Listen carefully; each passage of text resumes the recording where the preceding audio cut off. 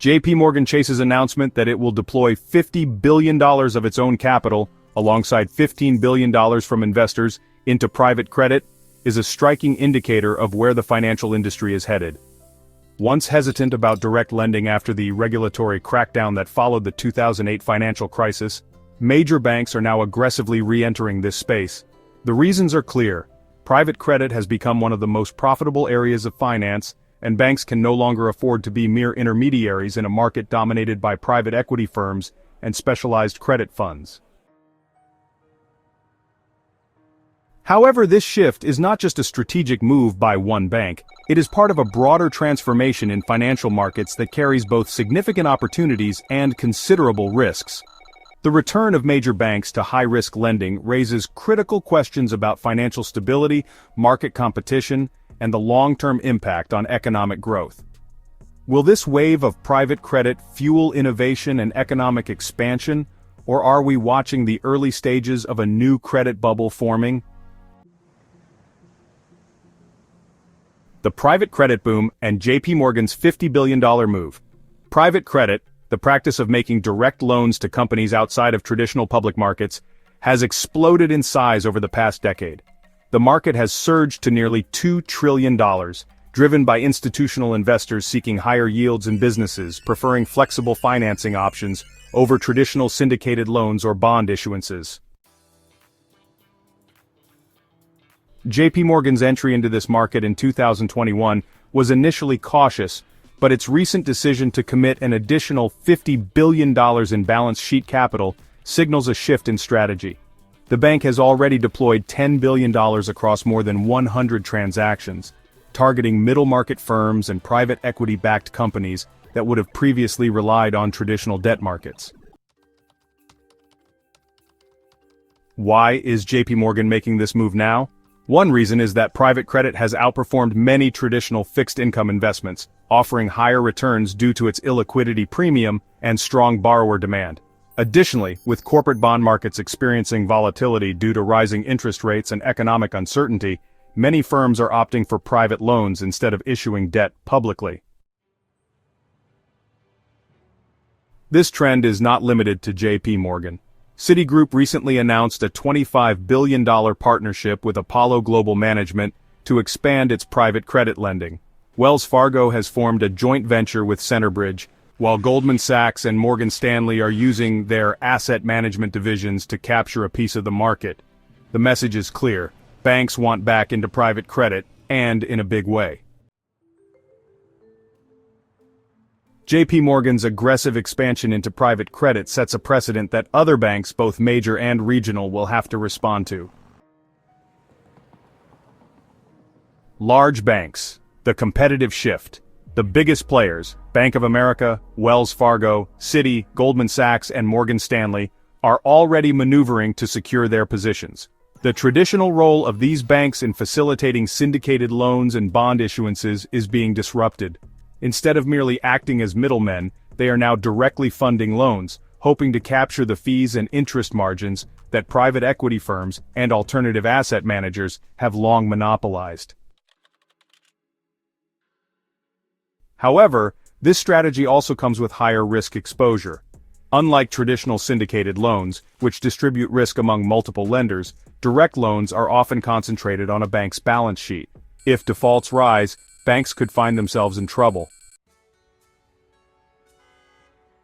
Regional and state banks, the pressure to compete. Smaller banks face an entirely different challenge.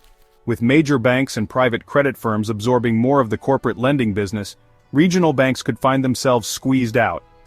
Their traditional advantage, relationship-based lending, may not be enough to retain corporate clients when larger banks are offering cheaper and more flexible financing through private credit structures. This could force regional banks to double down on small business lending, commercial real estate, and retail banking, or risk seeing their corporate loan books shrink. If major banks push deeper into private credit, smaller institutions may struggle to compete, particularly in an environment of rising capital requirements. Why are banks taking on more risk now? The financial industry is not known for taking on risk without a clear profit motive. So why are banks willing to load up their balance sheets with private credit loans now, after years of caution following the financial crisis? With interest rates elevated, traditional lending has become less profitable, especially in an environment where corporate bond issuance is down. Private credit loans, which carry higher yields, offer banks an attractive alternative. Regulatory arbitrage. One of the main drivers behind the growth of private credit is the ability to sidestep regulatory constraints. Traditional public debt markets are heavily regulated, requiring banks to hold significant capital against their loan exposures. Private loans, however, often face fewer regulatory hurdles, allowing banks to take on more risk without the same scrutiny. The need for alternative revenue streams. Banks have seen a decline in investment banking revenues, particularly in M&A advisory and public debt underwriting. With IPO markets struggling and fewer companies issuing bonds, banks are turning to private credit as a way to boost profits. Competition with non-bank lenders. Private equity firms and asset managers have dominated private credit for years, raising billions from institutional investors. Banks, once reluctant to engage in private credit, are now realizing that they cannot afford to cede this high-margin business to non-bank lenders indefinitely. The economic risks. Is this the next credit bubble? While the surge in private credit presents clear opportunities, it also carries substantial risks. Increased risk-taking could lead to higher defaults. Private credit loans often go to companies that cannot access traditional capital markets, meaning they tend to be riskier borrowers. If economic conditions worsen, default rates could spike, leaving banks with billions in bad loans. Hidden liabilities and lack of transparency. Unlike public bond markets, private credit transactions lack transparency. This means that investors and regulators have little visibility into the true risk profile of these loans. If defaults rise, the lack of clear pricing and risk assessments could lead to market instability. Potential regulatory crackdown. If private credit continues to grow unchecked, regulators may step in to impose stricter capital requirements. The Federal Reserve, SEC, and FDIC are already monitoring the rise of private credit, and any new regulations could dampen banks' enthusiasm for these deals. What happens in a downturn? During economic expansions, private credit thrives, but what happens in a recession? If businesses struggle to meet their loan obligations, banks could face serious balance sheet stress. The last time banks took on excessive risk, leading up to the 2008 crisis, the results were catastrophic. While today's environment is different, the rapid expansion of private credit could create vulnerabilities that become apparent only when the next downturn arrives. A banking system in transition.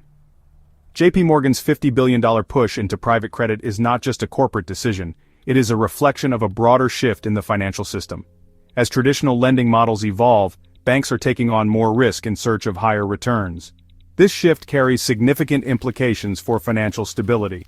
While private credit provides an alternative funding source for businesses, it also introduces new risks that could reverberate throughout the economy. If defaults rise, transparency remains low, and banks overextend themselves, we could be facing a credit bubble that few see coming. At the same time, this trend raises questions about the future of smaller banks.